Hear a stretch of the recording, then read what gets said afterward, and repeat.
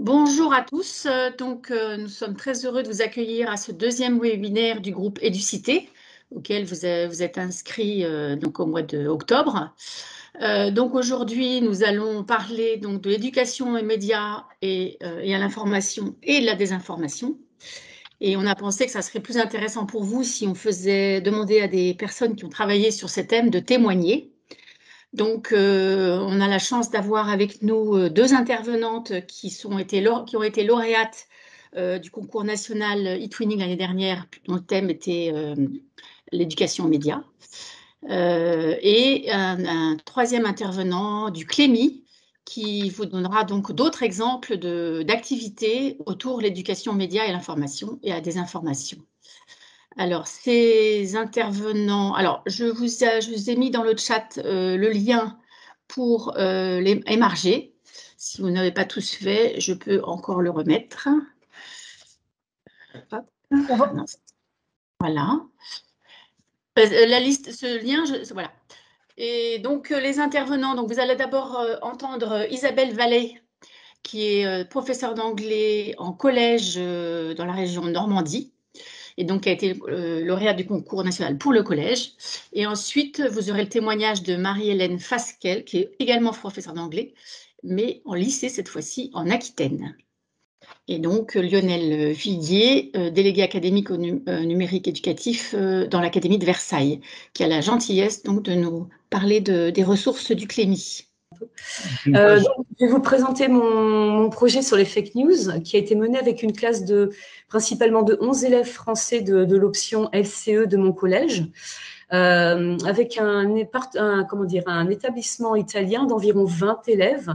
Et il faut savoir qu'il y a une classe de 28 élèves dans mon collège qui est intervenue à un moment donné de la progression du projet. Alors, donc par contre, pour tourner la page, je compte sur vous pour me dire, parce que je n'ai pas de diaporama, ce n'est pas la même présentation que. Je sais pas trop. De ton clavier. Comment? J'ai pas entendu. Les flèches de ton clavier, elles te permettent de passer d'une page à l'autre. D'accord. Entrée, par exemple ou, Non, les flèches. Ah, d'accord, très bien. J'aurais appris quelque chose en direct sur le tas. Donc, en fait, cette première page, vous pourrez la relire tranquillement.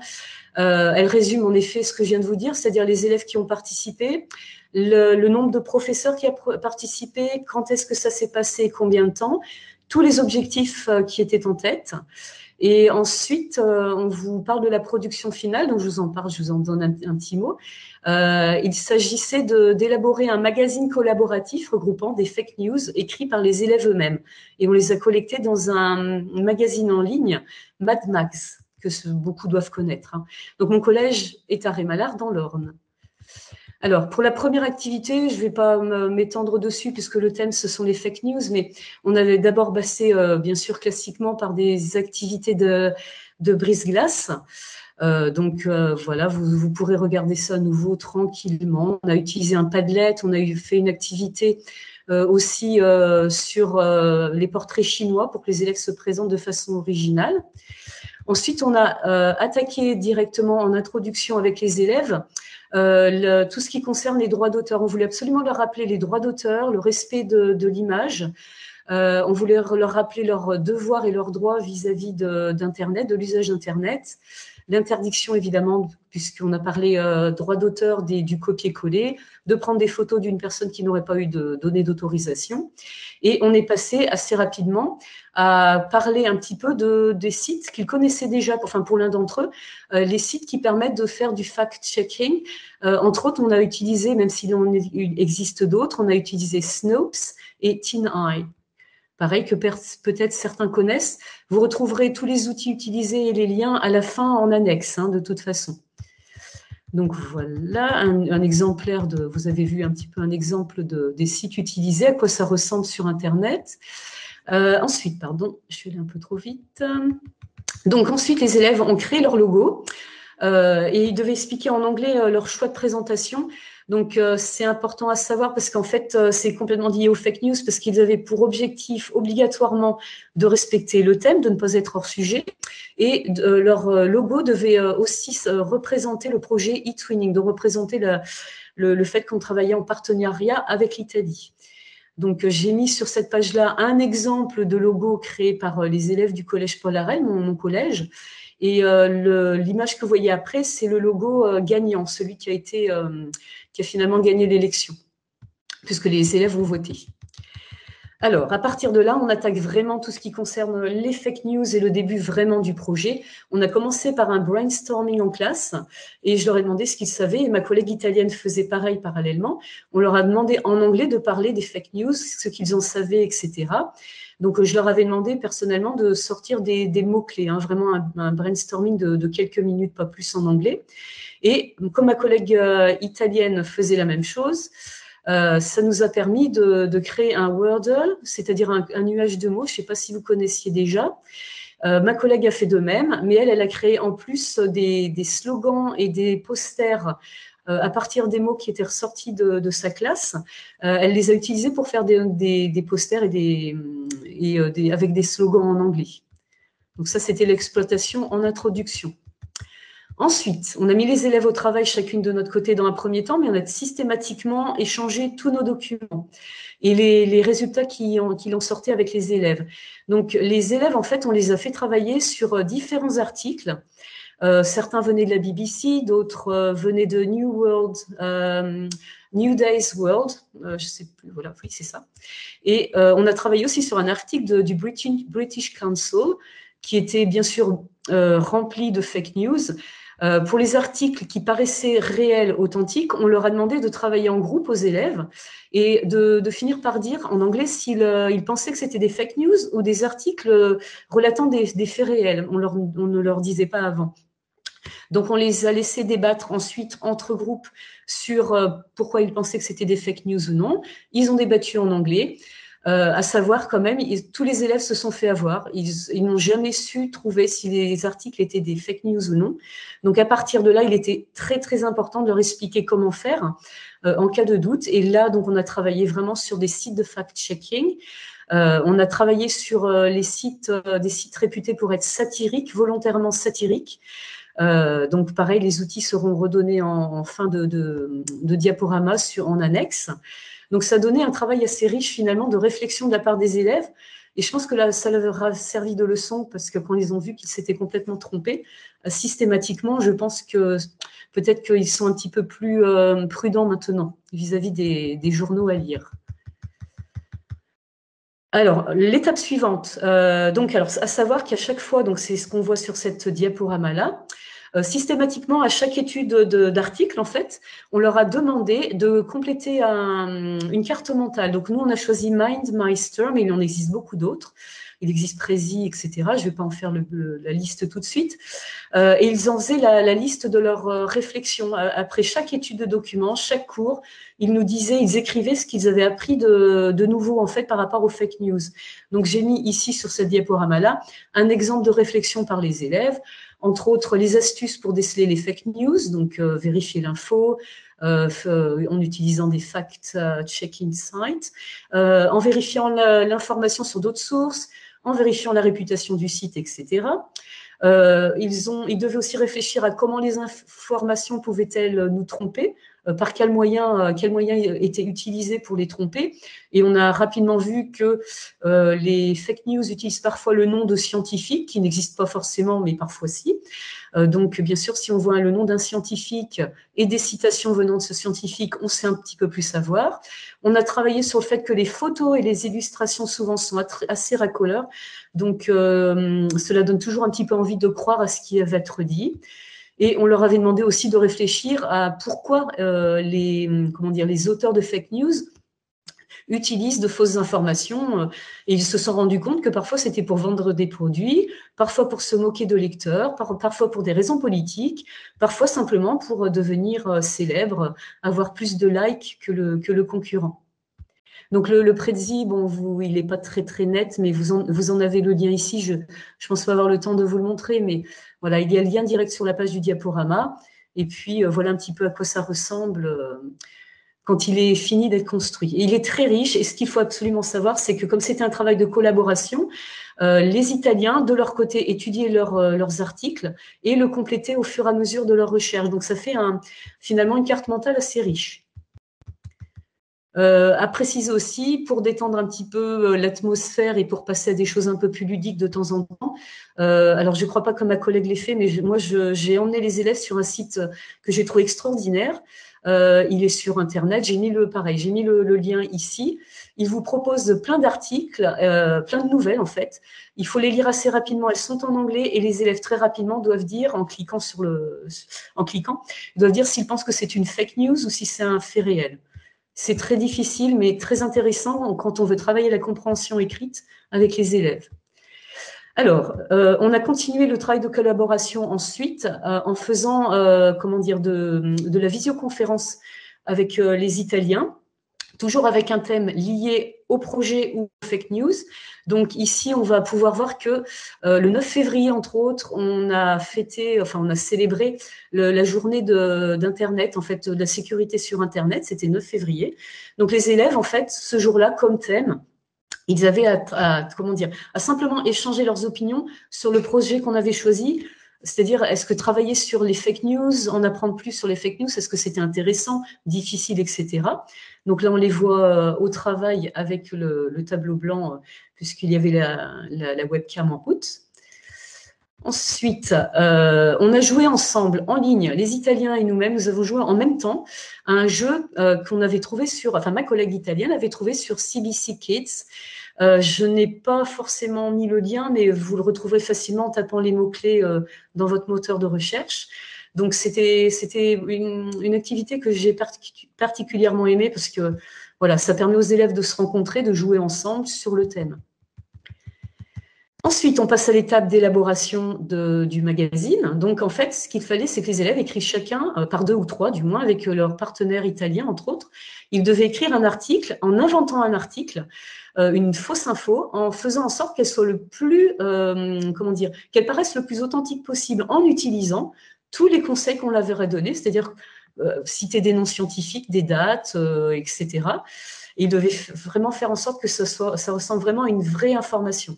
Donc avant, évidemment, parce qu'ils n'avaient jamais écrit d'article et surtout pas en anglais, on leur a proposé une méthodologie. Alors mince, je suis allée un petit peu trop vite.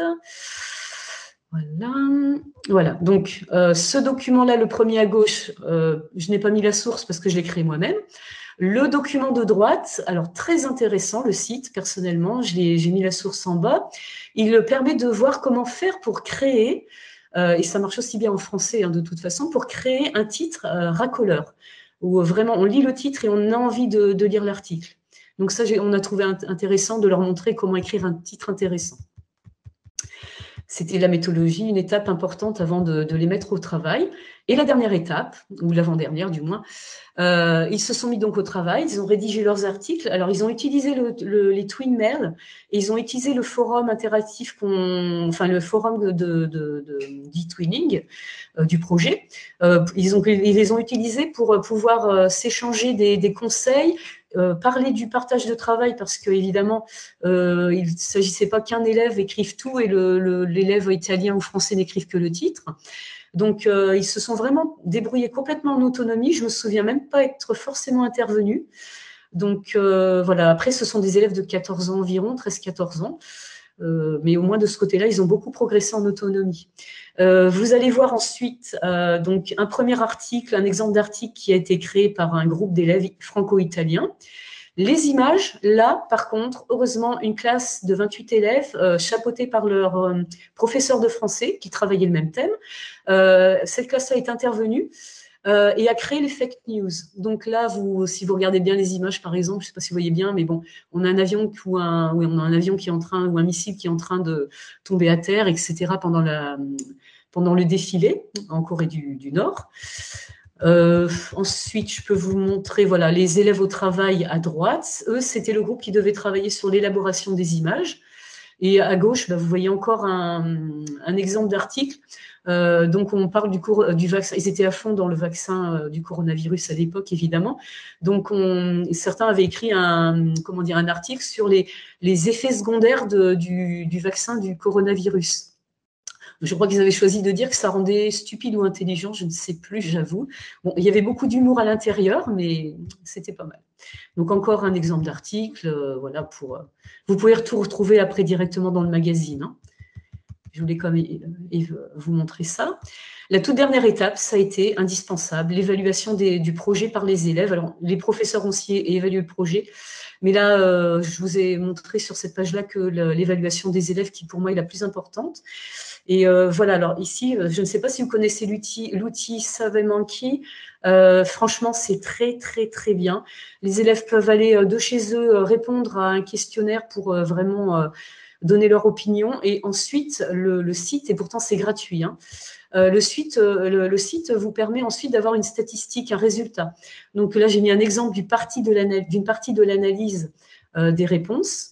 Et on voit exactement combien ont répondu à telle ou telle question. C'est vraiment très bien fait, je trouve.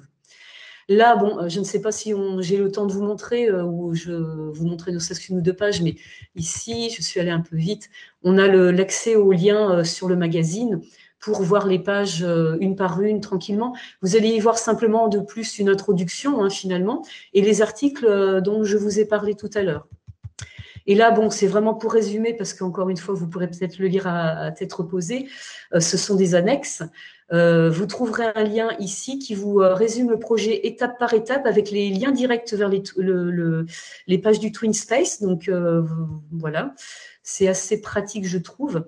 Et enfin, j'ai marqué, presque enfin, j'ai marqué ici, pareil, le lien, j'ai redonné le lien vers le Twin Space public du projet.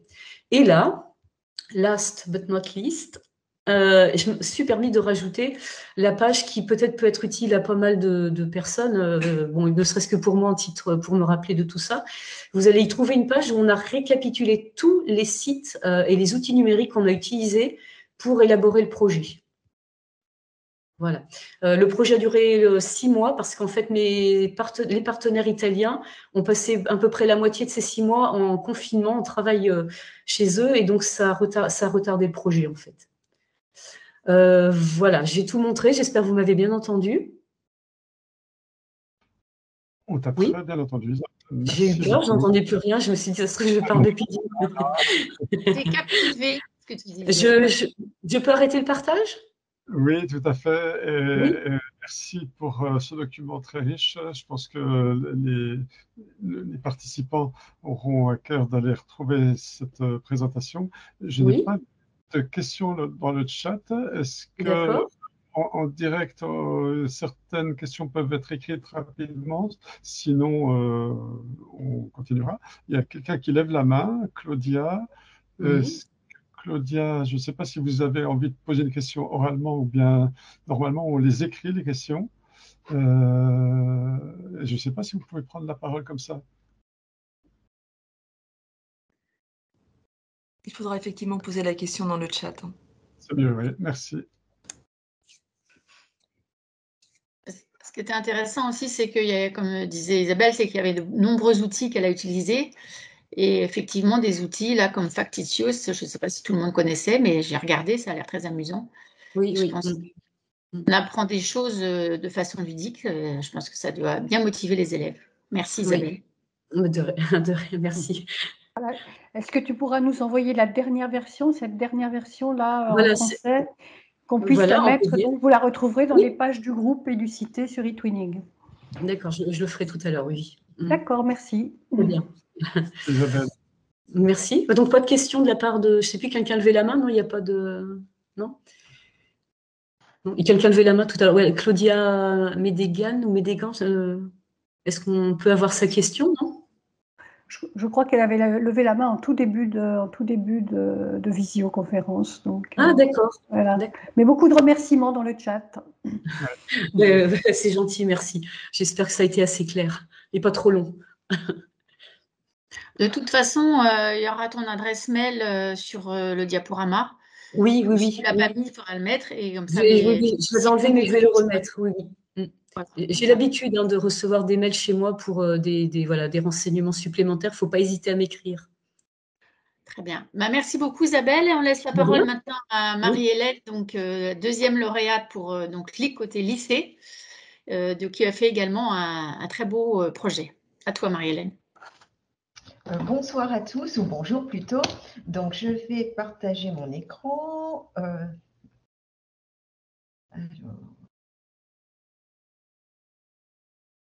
Donc,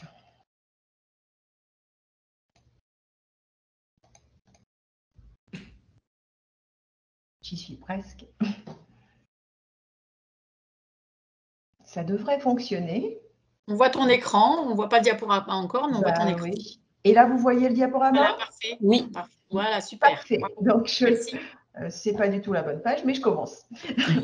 Donc, bonjour à tous. C'est un projet également, bien sûr, sur les fake news et beaucoup d'autres choses. Donc, comme le titre l'indique, les élèves ont créé, ils étaient créateurs de contenu et pas seulement lecteurs. Et nous allons en parler un petit peu plus. Donc, il s'agissait d'un projet de 4 écoles, de 4 établissements scolaires, donc 4 lycées, et de 3 pays. L'Italie 2 fois, l'Allemagne, la France. Dans un temps de crise, puisqu'on était en 2020-2021, donc on a eu vraiment besoin de travailler différemment, autrement, afin de simuler la motivation des élèves qui étaient pour la plupart à la maison, en tout cas au moins la moitié du temps. La collaboration, parce que c'est comme ça qu'on apprend le mieux, l'autonomie, le travail d'équipe international et la créativité. Le point de départ, c'était vraiment aider nos élèves à développer des compétences numériques, qu'ils soient utilisateurs de contenu, mais aussi créateurs, en étudiant deux thématiques essentielles l'an dernier, le Covid et l'enseignement à distance. Le but aussi, c'était bien sûr d'élargir leur horizon en sachant qu'à cette époque-là, ils étaient la moitié du temps enfermés chez eux. Donc, importance de la pensée critique, de la vérification des faits. Le premier sujet, alors, c'était les médias et la désinformation. On a aussi, bien sûr, avant de faire tout ça, créé des logos, fait des visios de présentation, des vidéos partagées. Enfin, il y a eu tout un travail, ça a duré 1 an le travail, enfin une année scolaire, donc 9 mois environ. Donc il y a eu tout un travail dont je n'ai pas vraiment parlé, et on a beaucoup parlé, bien sûr, du domaine public, de l'utilisation des documents de façon éthique et responsable. Donc ça, c'était la première partie du projet, donc vraiment la promotion d'un Internet plus sûr, mais aussi du respect des droits d'auteur, du copyright et du domaine public. Ensuite, nous avons travaillé sur la façon de traquer les fake news avec des sites comme Tinai, mais je vous en parle dans 2 minutes, je vais trop vite. Donc, il fallait aussi travailler les compétences du 21e siècle dont les élèves ont besoin maintenant, auront besoin tout au long du lycée, à la fac et dans leur future vie professionnelle. Donc, la créativité, ils ont fait des logos et aussi, vous verrez, des documents artistiques. Ils ont collaboré, on a travaillé la pensée critique, la communication, tout ce qui était connaissance des médias, bien sûr la technologie et être flexible. On a travaillé par projet, donc le but c'était vraiment qu'il y ait une véritable connexion avec la vie réelle, donc ancrer ce projet dans la vie réelle et dans les programmes bien sûr, tout en collaborant et en facilitant l'apprentissage dans un environnement qui était vraiment centré sur l'élève. Les fake news à débusquer, mais créativement. Donc, ils ont d'abord analysé des fake news. Le but, c'était vraiment de leur donner des sites qui les aidaient à les débusquer. Je vous montrerai ça bientôt. Et à la fin du diaporama, vous aurez tous les liens utiles, toutes les leçons, tous les cours, enfin, tout est partagé. En leur proposant de chercher des fake news et d'analyser celles de leurs amis, en échangeant constamment, puis en créant une fake news sous forme de vidéo. Donc le but, évidemment, c'était qu'elle soit crédible, jusqu'à un certain point, évidemment, il ne fallait pas… Donc, on ne la partageait que sur la plateforme TwinSpace, bien sûr. Le but n'était pas de créer de nouvelles fake news et de les partager en ligne. Et finalement, d'analyser les productions des autres groupes. Et voici la démarche.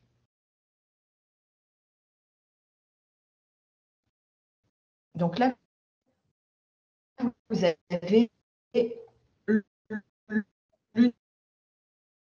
des leçons. Donc, c'était un petit jeune homme, vous voyez, bientôt vous verrez, c'est un petit peu long. Donc, un charmant jeune homme, un ado, normal, sans sans rien de spécial. Et puis en fait, eh bien, en 30 secondes, en 50 secondes, il nous montre qu'en fait, il n'y a rien de vrai dans sa vidéo. Même pas ses lunettes, même pas le stylo qu'il tient à la main, enfin, rien n'est vrai. Et donc, c'était pour lancer l'affaire. Ensuite, on leur a fait explorer, alors ça, je vous le conseille vraiment, cette vidéo YouTube, parce que justement, ça leur donne les méthodes pour chercher, donc si on est dans des fake news. Donc ça parle bien sûr de reverse search image, donc chercher l'image sur Google, chercher les références de l'image. C'est comme TinEye en fait. Ça permet aussi de vraiment donner tous les indices, par exemple que souvent le problème vient d'une image, c'est-à-dire de ce qui est écrit en dessous, pas forcément de l'image, ou bien une image qui est un peu changée. Par exemple, il y a un exemple avec, j'ai un trou, comment il s'appelle ? Bon, c'est pas grave. Vous le verrez parce que c'est sur la vidéo.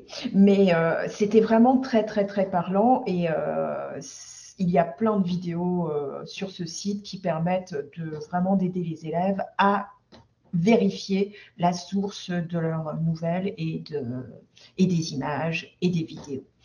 Donc, on leur a fait aussi lire quelques autres articles. Ensuite, ici, on avait 2 Padlet. Sur celui-ci, ils devaient publier un gros titre qui les avait marqués, et ensuite évaluer les gros titres des autres élèves en mettant un pouce en l'air ou en bas. Et en fait, le but, c'était vraiment d'analyser ce qui fonctionnait, ce qui ne fonctionnait pas dans les fake news et ce qui faisait que l'on y croyait. Deuxième étape, un autre Padlet où ils devaient partager une fake news aussi, mais ils devaient et ça pouvait être vrai ou pas vrai. Et ensuite, ils devaient essayer de découvrir justement ce qui était vrai ou pas. Ensuite, donc, ils ont dû faire leur podcast parce que c'était un projet de podcasting. Un premier podcast dans lequel ils créaient une fake news et on les a partagées, bien sûr. Et ensuite, on les a analysées en ligne, enfin, à l'international. Alors, je vais essayer de repartir sur mon... attendez, est-ce que je suis sur... Voilà. Vous voyez bien mon diaporama désormais ? Parfaitement, ça va. Parfait. Parfait.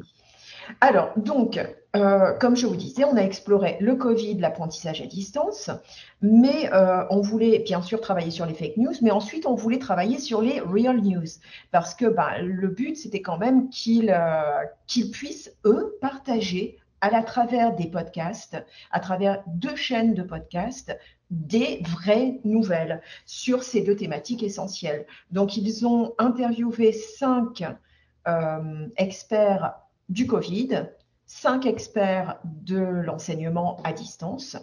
Et à partir de ces interviews, ils ont créé des podcasts.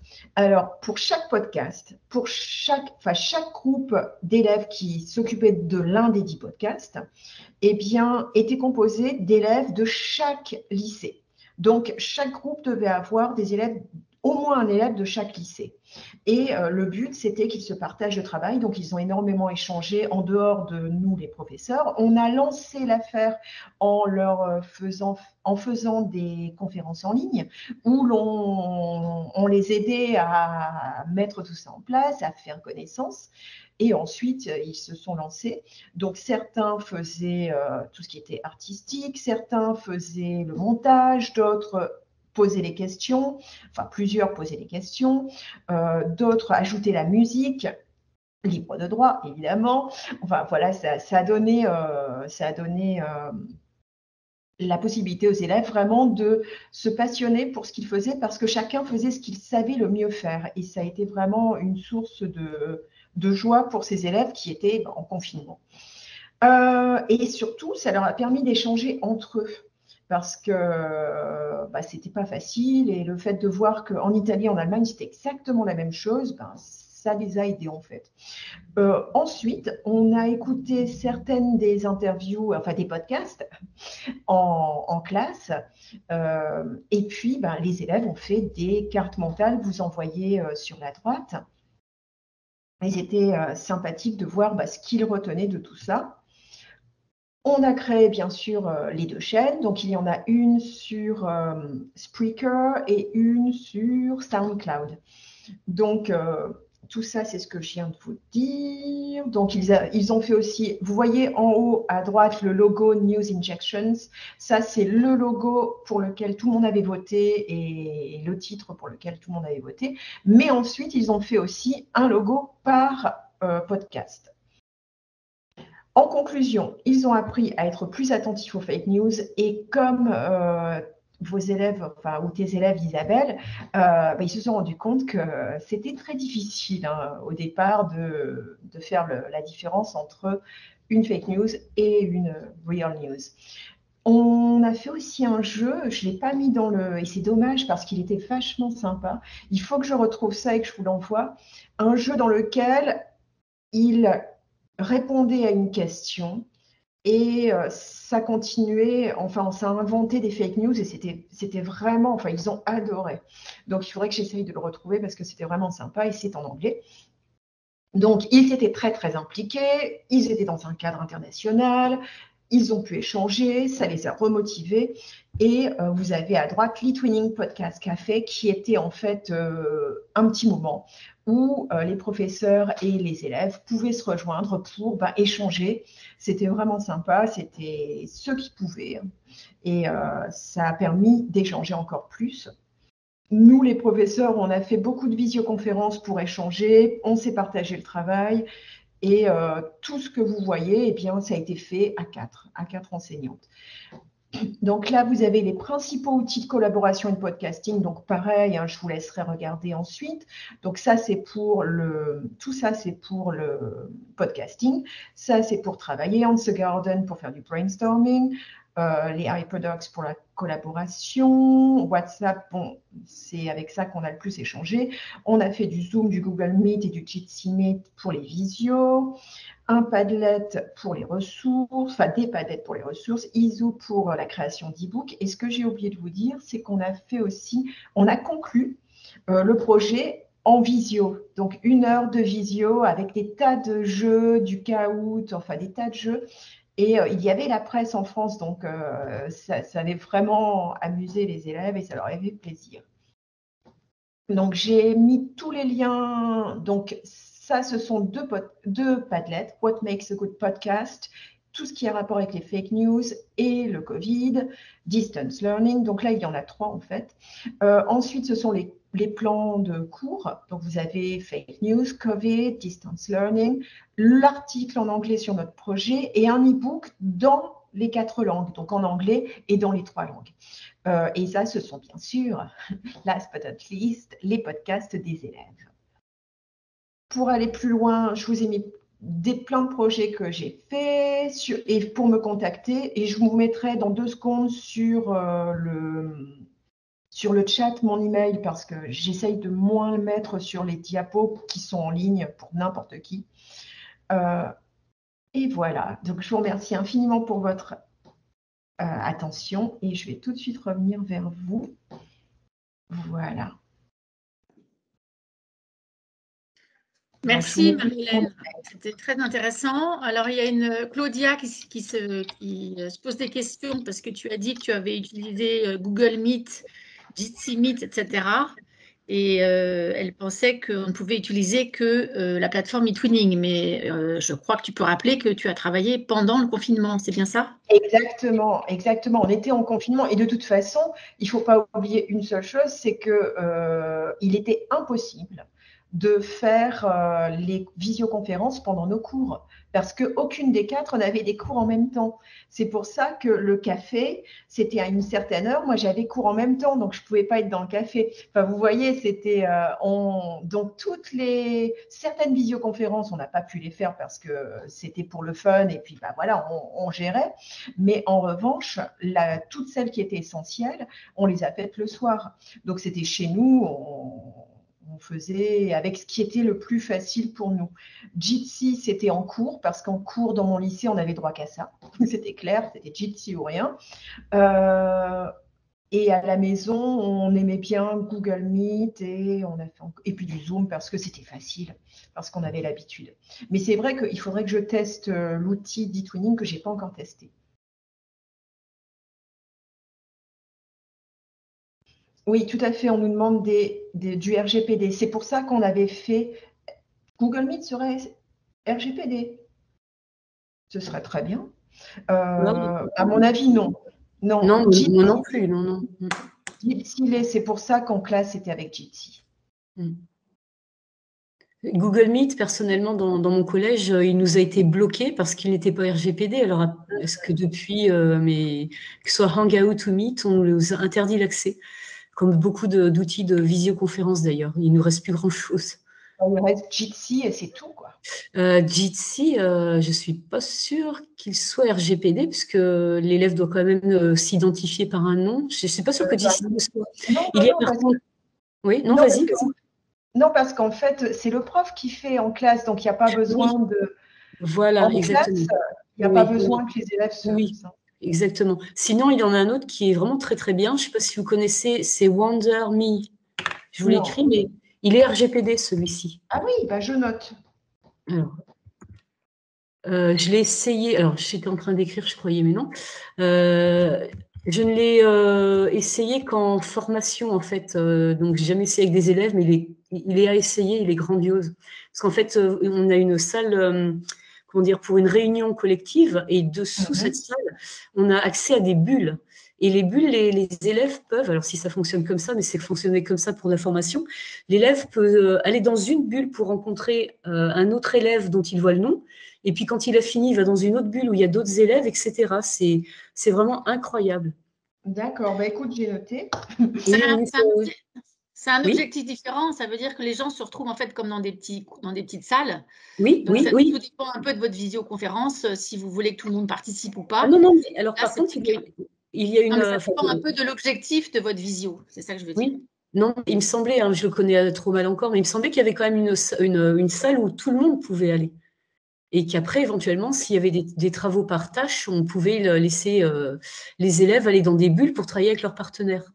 Mais de mémoire, il y a une salle pour tous, si on veut. Effectivement, c'est le cas, mais c'est l'objectif de ce site, c'est vraiment de mettre des gens en petit comité. Ah oui, d'accord. Oui. Mais bon, il est RGPD, alors moi, c'est vrai que comme il était RGPD, je trouvais ça intéressant.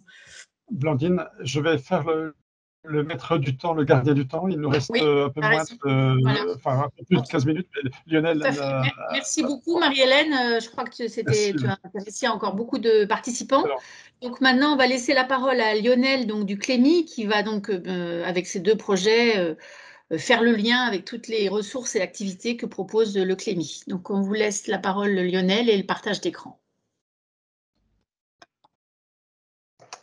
D'accord, merci beaucoup pour l'invitation d'abord. Alors, je suis en train de charger le diaporama. Il va pas tarder à arriver.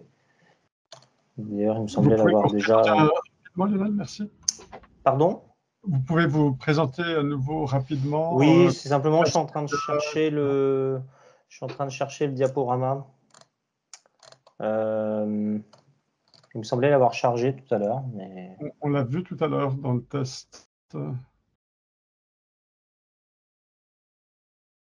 Ah, c'est bon, il est en train de charger.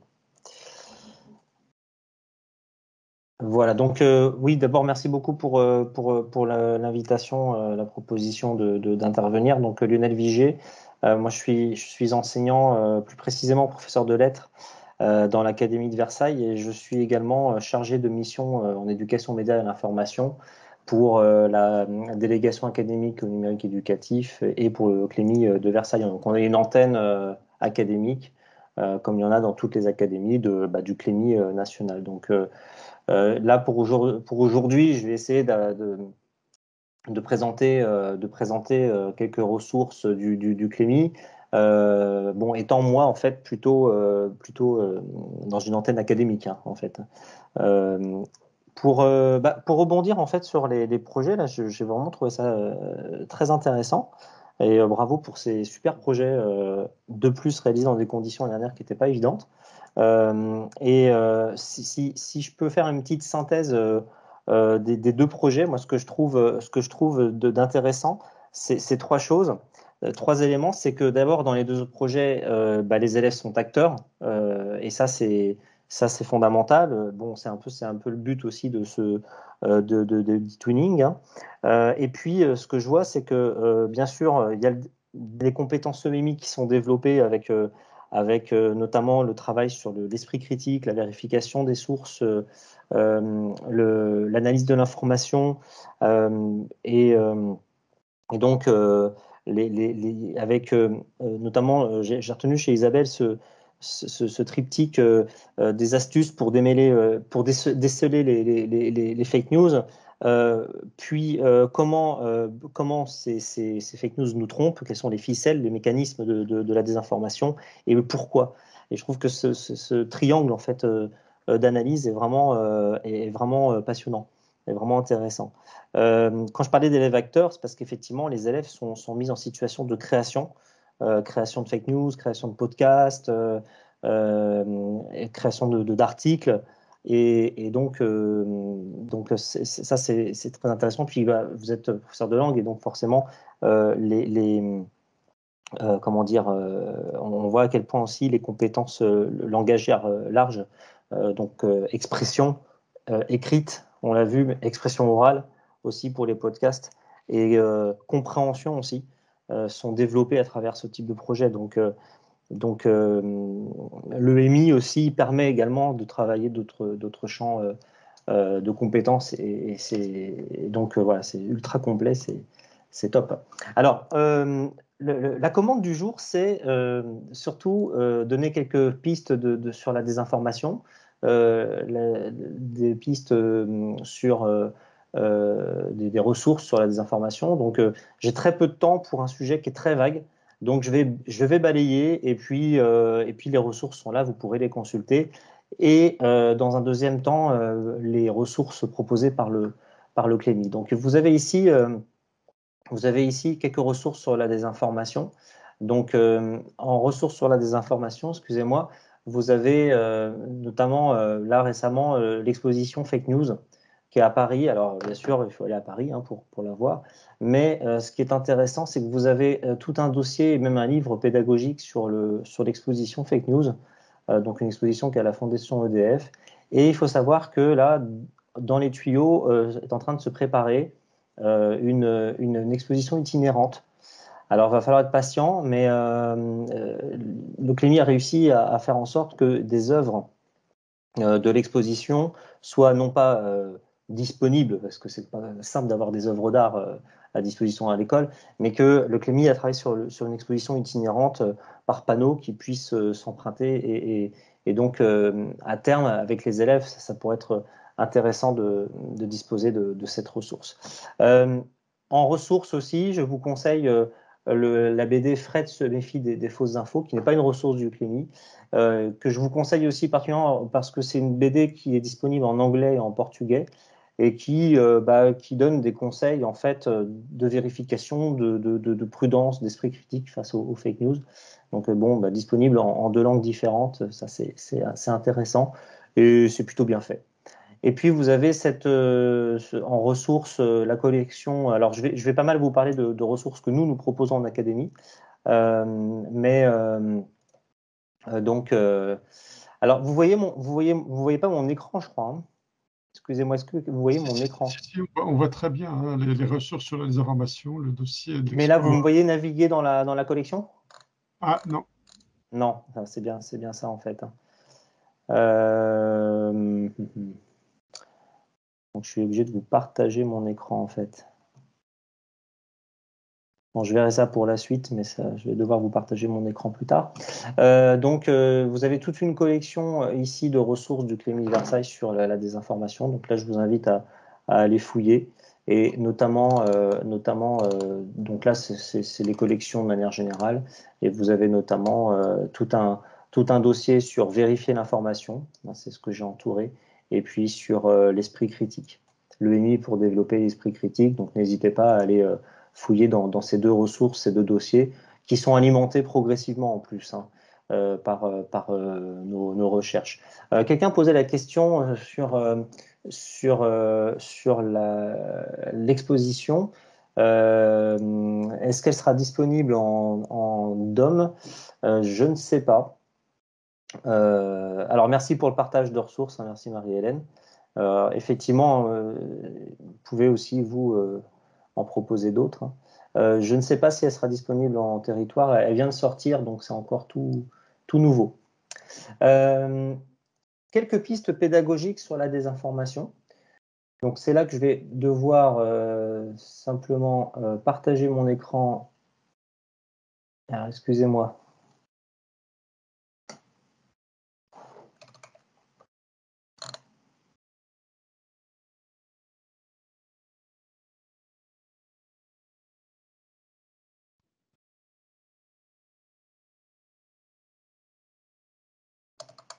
Je crois qu'il faut que tu arrêtes le partage pour celui-ci et que tu Ah, remettes d'accord. Ouais. D'accord, nouvelle d'accord. fenêtre. J'arrête la présentation et OK. Je crois que je crois, hein, enfin, à moins que Philippe puisse. D'accord. Je pense que je vais tout simplement vous partager mon écran. Donc, excusez-moi pour ce petit temps de latence. Voilà. Vous voyez mon écran là normalement? Oui, on voit ton diaporama là. OK, très bien. Donc, comme je vous disais, vous avez ici plusieurs ressources, des pistes pédagogiques pour travailler la désinformation. Donc, alors, pour rester encore très large, vous avez les fiches pédagogiques du CLEMI sur la source de l'information. Donc, ça me permet également de vous montrer les ressources du CLEMI que vous connaissez peut-être déjà, c'est-à-dire des ressources. Le moteur de recherche ressources pédagogiques est vraiment très bien fait parce que vous avez, donc ça c'est le site du CLEMI, ressources, et là ici ressources pédagogiques. Vous avez ici en fait des filtres, des systèmes de filtres qui vous permettent de sélectionner en fonction de ce que vous voulez faire, en fonction de ce que vous cherchez, du niveau scolaire, du thème que vous abordez. Vous cliquez et donc le filtre fonctionne très très bien et il vous donne exactement les ressources qui pourraient vous être utiles. Donc là, ça c'est sur le site du CLEMI, ressources pédagogiques. Donc là, vous avez des ressources sur l'information, sur le travail sur la source, parce qu'effectivement, le travail sur la désinformation, on va souvent travailler sur la notion de source. Donc là, il y a pas mal de ressources intéressantes. Ça, c'est à creuser. Vous avez également des activités recensées dans cet article, apprendre à vérifier une information, un article sur notre site disciplinaire. Donc, notamment une référence encore à un atelier déclic critique du CLEMI.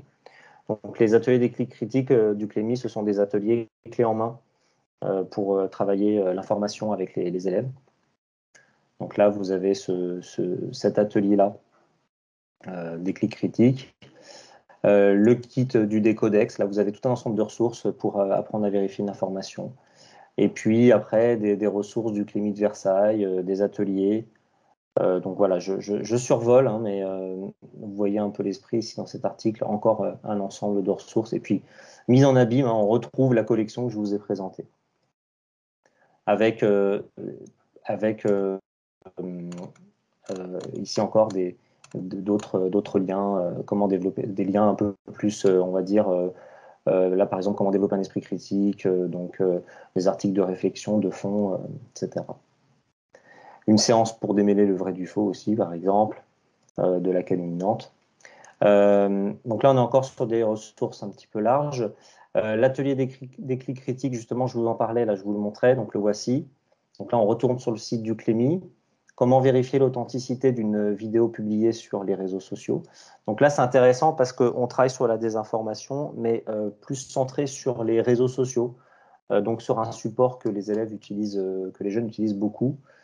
Donc là, vous avez ici une série de modules vidéo de 6 à 8 minutes qui illustrent des cas précis d'éducation aux médias et à l'information. Et puis un cas de figure sur le riz en plastique, info ou intox. Et donc toute une activité d'analyse de l'information dans cette vidéo, sur les réseaux sociaux plus précisément. Et le kit téléchargeable.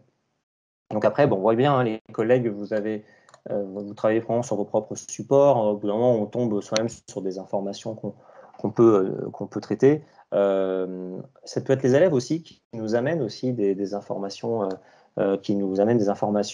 comment dire, qui vont trouver intrigantes. On peut en parler avec eux. Quelles sont les informations que vous avez vues passer, que vous avez trouvées bizarres, intrigantes, peut-être incertaines? Et puis on peut peut-être presque demander aux élèves, bah, montrez-moi, enfin éventuellement sur votre portable, on peut regarder, hein, quelles sont ces informations-là. Faites une capture écran pour qu'on voit où vous avez vu cette information.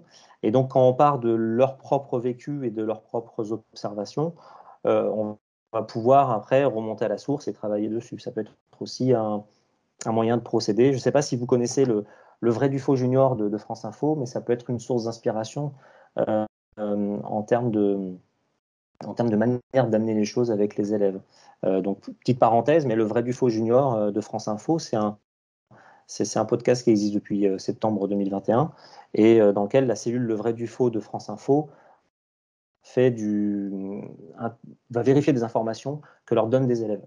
Donc, ils dialoguent avec les élèves leur disent, bah, moi j'ai vu passer ceci, moi j'ai vu passer cela, et puis bah, la cellule Le vrai du faux de France Info vérifie l'information, leur apporte des éléments, et petit à petit amène les élèves aussi à vérifier les informations et à développer des outils pour vérifier l'information.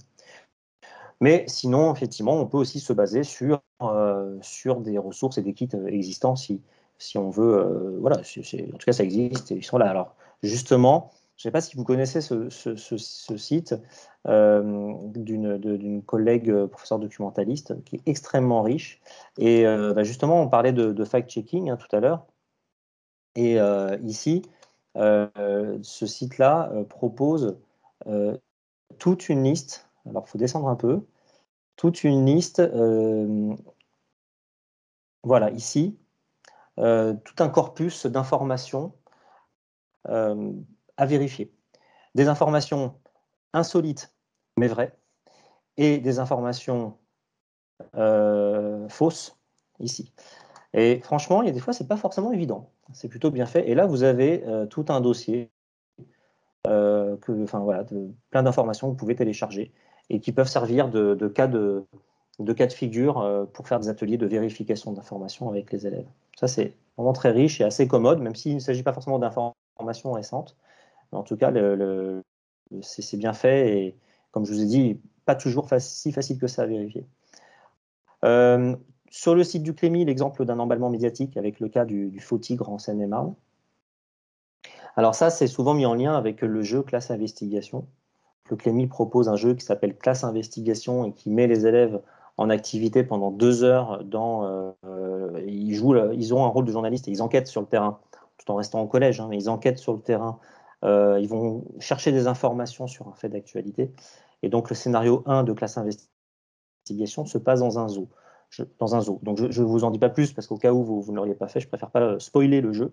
Mais en tout cas, en rapport avec le scénario 1 de Classe Investigation, et si vraiment vous ne connaissez pas de Classe Investigation, je vous conseille de participer aux formations du Clémy qui ont lieu régulièrement en ligne pour vous former sur l'organisation de ce jeu-là, parce que c'est vraiment intéressant. Et donc, en lien avec le scénario 1, vous avez ce vrai cas du faux tigre de Seine-et-Marne. Donc, une histoire de tigre en Seine-et-Marne aperçu, ça a fait une information qui a énormément tourné, qui a fait une sorte de mini-buzz, et puis finalement, ça s'est révélé être faux. Des propositions pour la vérification des informations à caractère scientifique. Donc là, c'est l'article de Maryse Broustaille, qui est chargée de mission d'éducation aux médias et à l'information au Clémy de Versailles. Donc c'est ma collègue. Et donc, un article pour apprendre à vérifier l'information à caractère scientifique. Donc particulièrement utile dans le contexte que nous connaissons. Et puis, mais là c'est un atelier que moi j'ai mené, mais c'est très proche de ce qu'ont présenté Isabelle et Marie-Hélène, c'est-à-dire un atelier de fact-checking, hein, c'est-à-dire on a une info et puis quels sont les indices qui vous ont permis d'évaluer le degré de fiabilité de cette information, sachant qu'on va éviter le côté binaire, c'est-à-dire c'est vrai, c'est faux, mais on va déterminer une échelle de fiabilité avec les élèves et on va construire avec eux les critères de ce qui va définir cette fiabilité. Comment on peut savoir si c'est vrai ou c'est faux? Et si on n'arrive pas à être sûr à 100%, comment on peut arriver quand même on va dire, à un résultat probable? Donc avec des cas de figure, là on peut s'appuyer aussi sur des actualités sans souci. Alors il me reste 1 minute, je crois. Je vais essayer de faire vite. Mais là, je vais le survoler pour présenter le Clémy. Donc, si le Clémy, si vous n'êtes pas familier avec le Clémy, donc le Clémy s'occupe de la liaison entre les médias et l'école. Donc, je vous ai laissé ici l'organigramme du Clémy parce que c'est quand même une structure qui a plusieurs pôles avec plusieurs missions. Donc le Clémy, c'est a d'abord comme mission de former les enseignants, de produire des ressources, mais aussi d'aider à la création de médias scolaires et puis d'accompagner les familles aussi. Ils ont aussi cette mission-là. Donc vraiment en éducation médias et information, je vous conseille d'aller...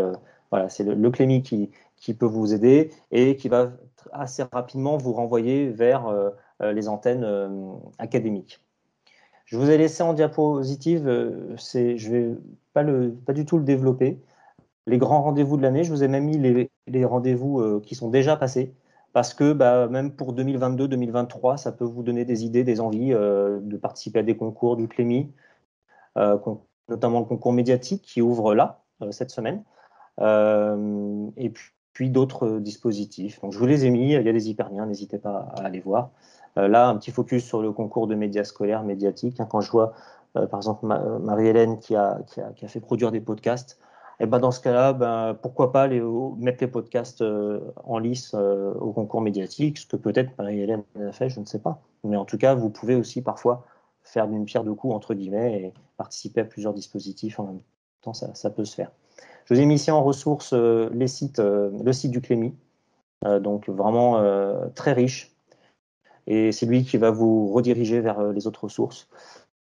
De manière très égoïste, égocentrique, le site de EMI de l'Académie de Versailles, donc avec les ressources que nous proposons.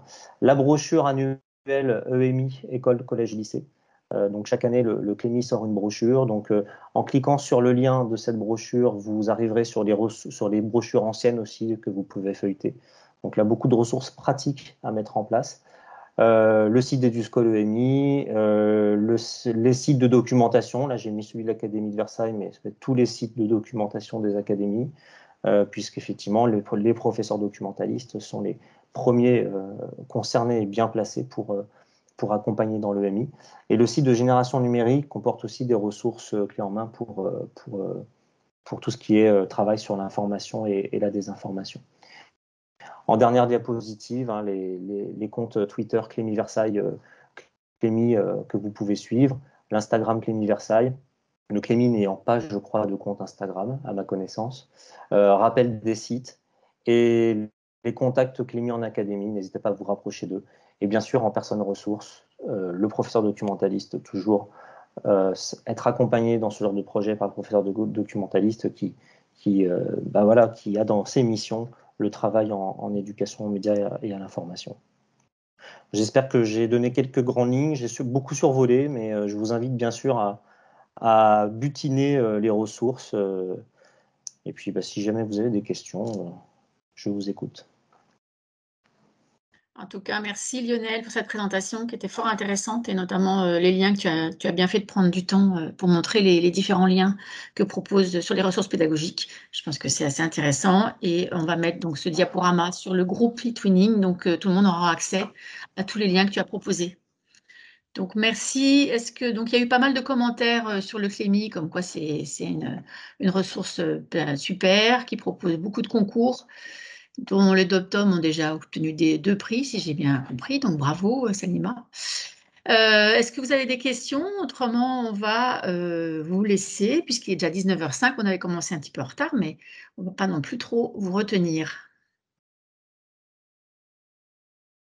Alors, il y avait des questions sur le premier degré. Est-ce qu'il y a des ressources pour le premier degré? Sur le site du Clémy, est-ce que le premier degré a accès au site? Alors, tout le monde a accès au site, mais il y a des ressources pour le premier degré, oui, tout à fait. Comme je vous disais, dans ressources pédagogiques, hein, ressources pédagogiques, vous avez un filtre. Et dans les filtres, vous pouvez cocher école et même le cycle 1, cycle 2, cycle 3. Donc oui, il y a des ressources pour le premier degré.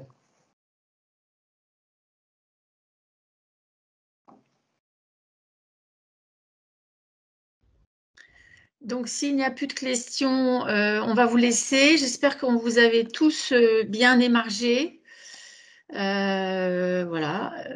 Je remets une dernière fois le lien pour ceux qui auraient oublié de le faire.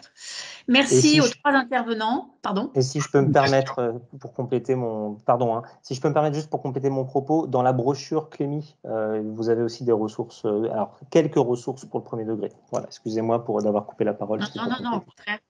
Non, mais voilà. Une question, Lionel. Pardon, je me permets de poser une question. Est-ce qu'après avoir assisté aux présentations d'Isabelle et de Marie-Hélène, vous seriez prêt à vous lancer dans un projet e-twinning? En français. En français On n'est pas obligé de faire des projets en langue étrangère, on peut le faire en langue maternelle. À titre personnel, en tant qu'enseignant, vous voulez dire? Absolument, oui. Oh, alors là, j'ai pas eu le temps d'y réfléchir, je vous avoue. Ah, c'est très séduisant, hein. C'est vrai que c'est ce qu'on voulait vous en séduisant. Ah oui. Là, par contre, je peux pas vous donner une réponse comme ça tout de suite, mais c'est vrai que ça donne envie. Oui. Parfait. E-twinning, Clémy, même combat. Donc, et je suis ravi que la thématique soit celle-ci. On rappelle que au moment de la semaine de la presse, la thématique du Clémy encore en 2022 sera sur l'international, je crois. Donc, le e-twinning a toute sa place également dans cette semaine de la presse. C'est ça, Lionel? Perdu la communication. Bon, écoutez, on va s'en Donc, je voulais juste vous dire qu'on vous proposera une nouvelle conférence, enfin avec des témoignages également ou des intervenants au mois de le 12 janvier. Donc là, ça sera plus tourné autour de la citoyenneté, des projets e-twinning qui ont été abordés aussi par des conseillers principaux d'éducation. Donc, c'est une autre vision d'e-twinning autour de la citoyenneté. Donc, on est en train de le préparer. On vous enverra, donc, on vous confirmera la date et l'heure en temps utile. Merci à tous et passez une bonne fin de trimestre. D'abord, une bonne fin de journée et puis une bonne fin de trimestre.